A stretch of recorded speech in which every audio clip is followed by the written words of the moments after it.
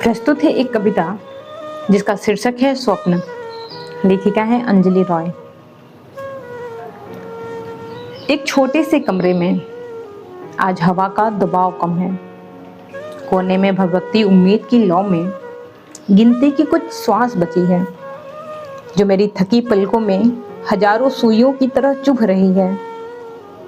वहां मैंने अंधेरों के घने बादल टांग दिए हैं।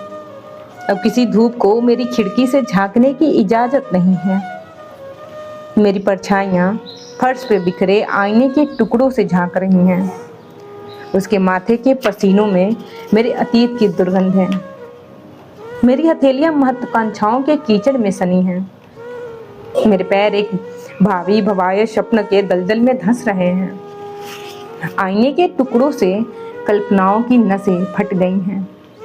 चारों ओर रक्त ही रक्त है। दीवार पर चींटियां झुंड बनाकर चढ़ रही हैं। उनके कंधों पर मेरी भूख के सैकड़े बोरे लादे गए हैं।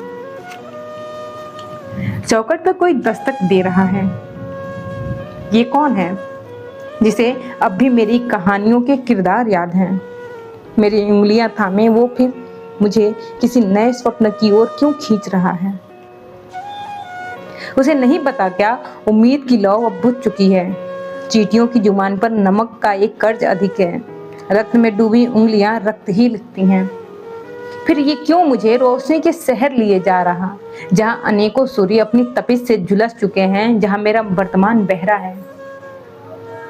उसे अतीत का झूठ सुनाई नहीं देता और मेरा भविष्य अंधा है। उसे वर्तमान का सच दिखाई नहीं देता। उस मिट्टी में भी स्वप्न देखने के अनेकों साहस के बीज बार बार बोए जा सकते हैं। शुक्रिया।